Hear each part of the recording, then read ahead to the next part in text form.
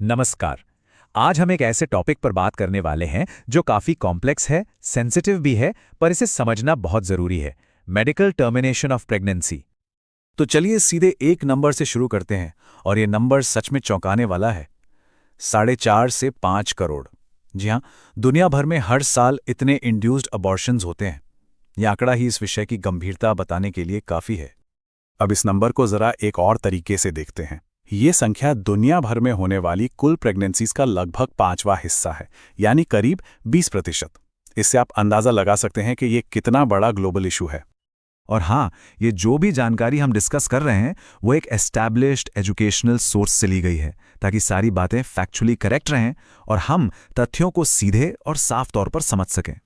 तो चलिए अब इस टॉपिक के कोर में चलते हैं। आइए समझने की कोशिश करते हैं कि आखिर वो कौन सी वजहें और हालात होते हैं जिनकी वजह से एमटीपी का फैसला लेना पड़ता है। तो सबसे पहले ये एमटीपी आखिर है क्या? इसे चिकित्सीय सगर्भता समापन या इंड्यूस्ड अबॉर्शन भी कहते हैं। इसका सीधा सा मतलब है प्रेगनेंसी को उसकी पूरी अवधि से पहले जानबूझकर समाप्त करना।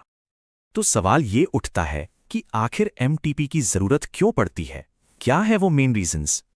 इसकी कई वजह हो सकती हैं, जैसे कि अनचाही प्रेगनेंसी को खत्म करना, जो शायद अनप्रोटेक्टेड सेक्स या कॉन्ट्रासेप्टिव के फेल हो जाने से हुई हो, या फिर रेप जैसे दर्दनाक मामलों में हुई प्रेगनेंसी।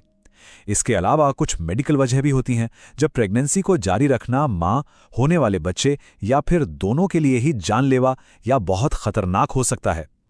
तो रीजंस तो हमने समझ लिए, अब जरा इसके लीगल साइड पर भी एक नजर डालते हैं, स्पेशली इंडिया के कॉन्टेक्स्ट में, जहां 1971 का कानून एक बहुत बड़ा लैंडमार्क है।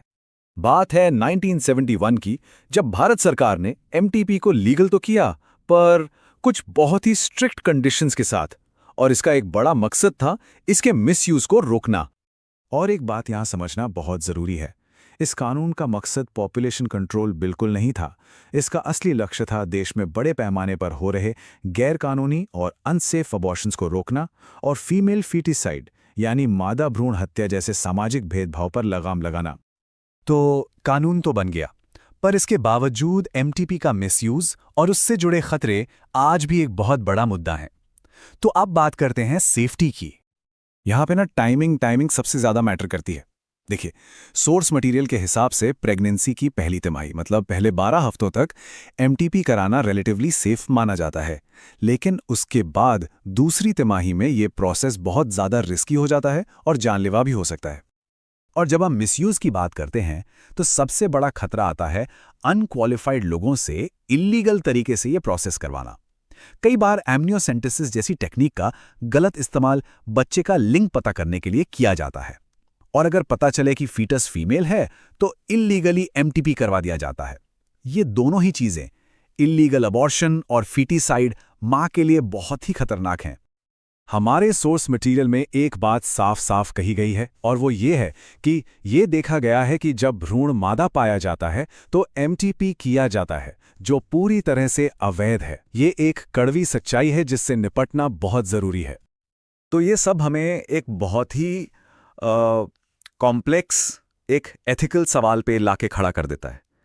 तो फिर इसका हल क्या है, आगे का रास्ता क्या है? तो सवाल ये है कि इन खतरनाक ट्रेंड्स को रोकने के लिए किया क्या जा सकता है। हमारा सोर्स मटेरियल इसके लिए एक 3 स्टेप अप्रोच बताता है।